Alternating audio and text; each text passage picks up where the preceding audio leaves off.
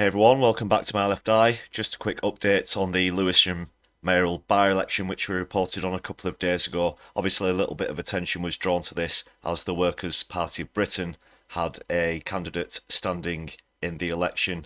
Obviously George Galloway getting a huge amount of media attention because of his recent success in Rochdale was out on the campaign trail there a couple of days ago.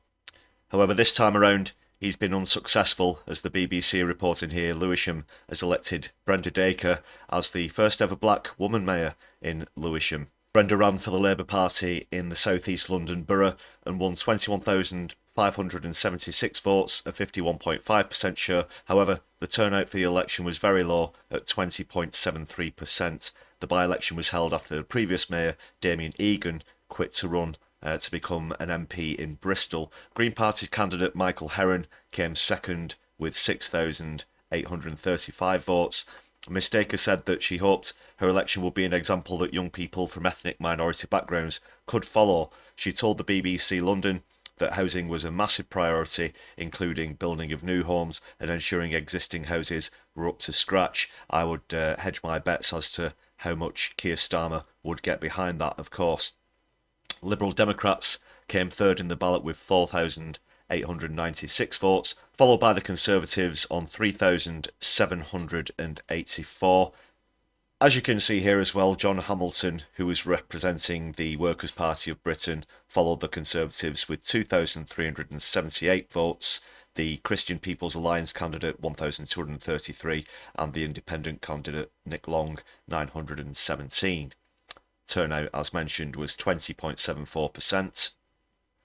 The article goes on to say Lewisham had long been a Labour stronghold and so the party were expected to win this election.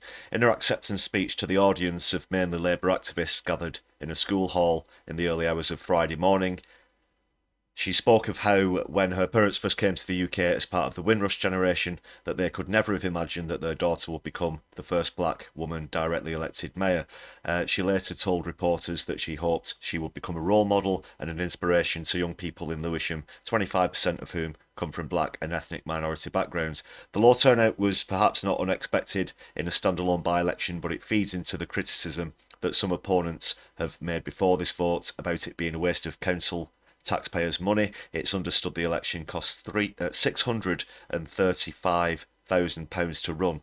And the article concludes by pointing out that while this election in itself is unlikely to affect the fortunes of the Labour Party more widely, as they were expected to win there, it's only because of Labour's fortunes elsewhere that this by-election happened at all. Of course, we mentioned that previous mayor went across to a Bristol seat to stand in an election there, which he did win. So that's just a quick update on what happened in Lewisham. Of course, the Workers' Party of Britain could be causing stirring seats elsewhere as we come into the general election. This being a low turnout mayoral by-election hasn't really drawn a lot of light to it, but we'll see if things turn out to be a bit different as we come up to the GE later this year. It's now widely expected that the election will be in May, but there's still been no official declaration from Sunak. We'll just have to keep our eye on that. So that's the latest on that. Thanks a lot for joining us on the video.